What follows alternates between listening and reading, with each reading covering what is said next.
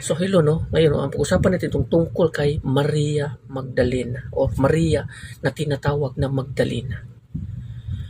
Maraming nagsasabi na si Maria Magdalena raw ay isang prostitute. May mga tao, no, na mga entertainers, mga singer, mga artista, ginawan siya ng mga kanta, ginawan siya ng mga dula, ginawan siya ng mga tula, mga pelikula, or ano pa man mga movies, kanta, or ano pa man, na si Maria Magdalena ay isang prostitute.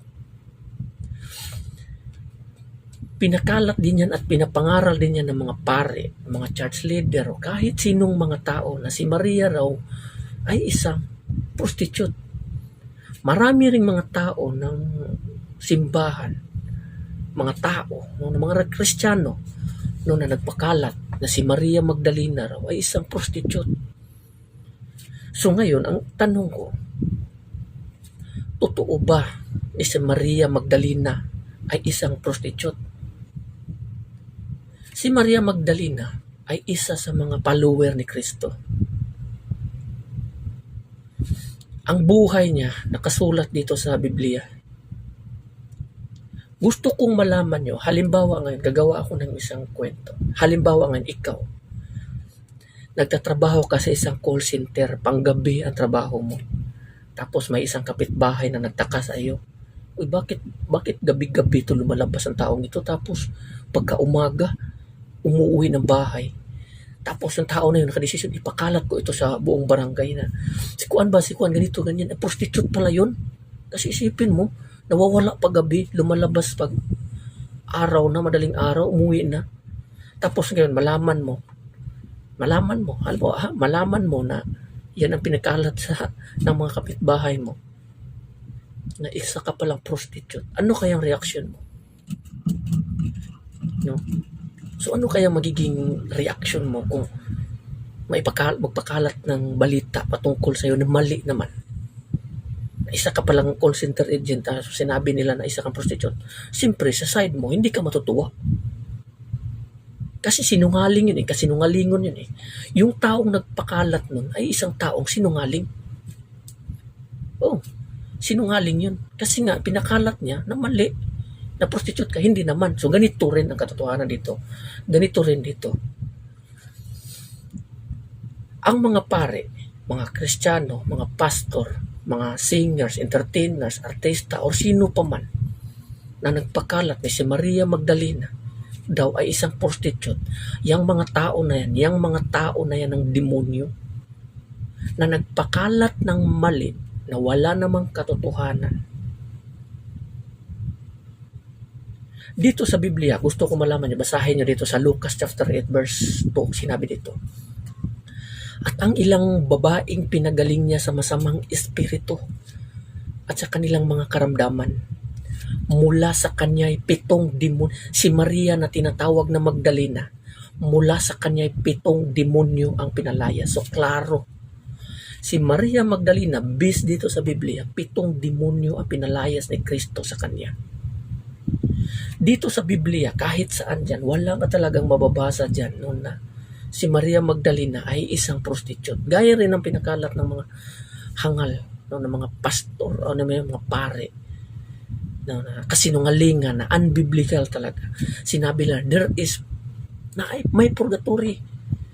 There is no such place like purgatory in the Bible. Ikaw na nagpakalat ng mga mali-maling impormasyon na hindi naman tukma sa nakasulat sa Biblia, isa kang sinungaling. At sa kasulatan, sinabi ng ating Panginoon, walang taong sinungaling na makapagpamana sa kanyang kaharian. Kung kayo ngayon, paniwalaan nyo ang mga sinasabi ng inyong mga church leader na nagsasabi na sila lamang ang paniwalaan kasi sila daw ang nagsasabi ng katotohanan, maligaw kayo. Huwag kayong mag-isip na hindi kami nagbabase lamang sa Biblia.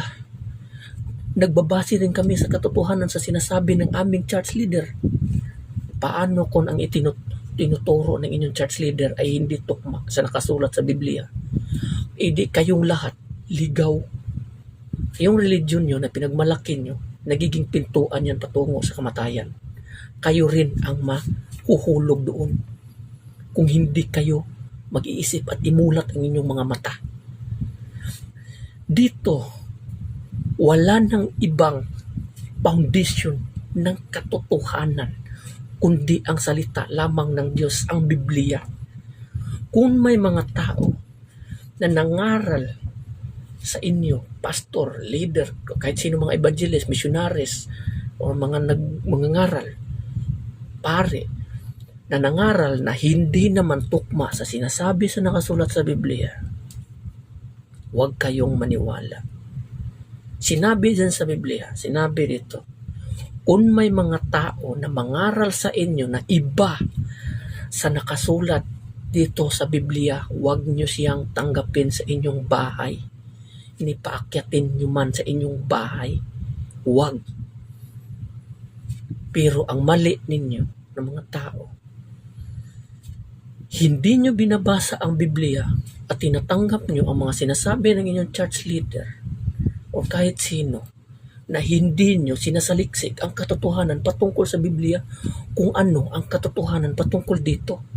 Kaya nga sinasabi ng ating Panginoon, maraming mga Kristiyano na hindi nakakaabot sa kalulatian ng Panginoon, hindi makakapasok sa kaharian ng Diyos dahil nga sa mali-maling turo na itinuturo ng inyong mga church leader. Imulat nyo ang inyong mata. Ang Biblia ay tulad ng isang pagkain na ibinigay na ng Diyos sa inyo. Andyan na mismo sa harapan nyo. Yan ang pagkain ng ating kaluluwa.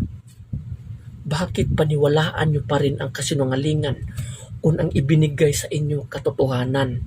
Bakit ang pinili nyo kainin yung mga pagkain na may tinik kung may mga pagkain naman na walang tinik na masarap kainin?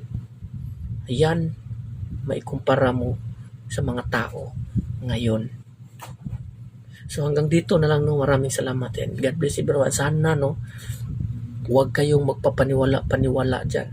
Ang lahat ng mga tao na nagpakalat ng kasinungalingan na hindi based sa Biblia, tao ng demonyo yan. No? So hanggang dito na lang, no. Maraming salamat and God bless everyone.